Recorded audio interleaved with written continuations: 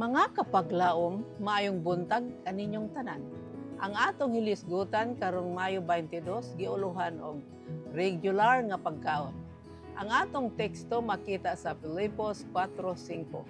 Ipakita sa tanan nga malumo ninyong kinaiya. Hapit na mobalik ang Ginoo. Kapaglaom, matud pa ni Ellen White, ang regular nga pagkaon mahinungdanon kaayo alang sa kahimsog sa lawas o kalinaw sa nahuna.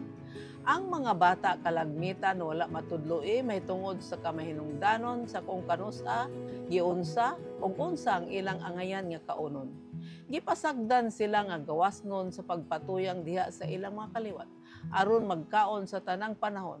Aron sila tabangan nga magbunga sa panahon nga matintal ang ilang mga mata sama sa pie, cake, tinapay ug mantikilya ug matamis nga mga pagkaon nga halos kanunay gikaon.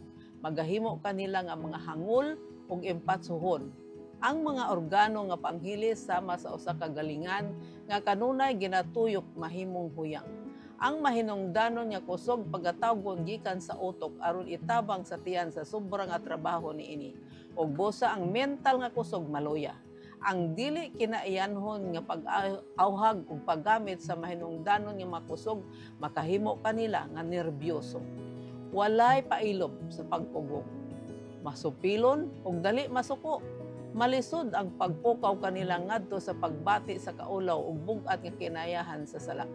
Dili maayo sa panglawas ang pagkaon sa in-between meals. Walay mga tamis nga nuts, prutas ug pagkaon sa bisan unsang matang.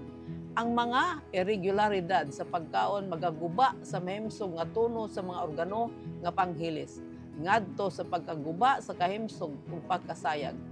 Lain na usab nga mapatuyangon nga kinaaya maong pagkaon human matulog dayon. Ang pagkatulog kanunay mahasol sa dili maayo nga mga damgo ug sa buntag ang mga tawo mahigmata nga bation og kakapoy ug adunay gamay nga gana sa pagpamahaw. Kung muhigda kita aron sa pagpahulay, gikinahanglan nga nahuman na ang tiyan sa tanan nga mga trabaho niini aron nga kini moingon sa ubang mga organo sa lawas makatagamtam sa pahulay. Ang tanan nga pagdili sa Dios alang lamang sa kahimsog ug sa maayong lawas sa tao. Kapag laom, sa dihang ang mga katawan sa Dios magabungkag sa tanang makadaot nga mga pagpatuyang, makaangkon sila og klaro nga panghuna-huna sa kung unsay naglangkob sa matuod nga pagka-Diosnon. Ang usa ka katingalahan nga kausaban makita diha sa relihiyoso nga kaagi. Mag-ampo kita. Diyos ug mahigugmaon namong Aman sa langit. Tabangi kami Ginoo sa pag-atiman sa among lawas pinaagi sa pagkaon nga makahatag kanamo og maayong panglawas. Naot pang ang among padayonon nga himsog ang among lawas alang sa kamayaan sa imong ngalan sa ngalan ni Hesus. Amen.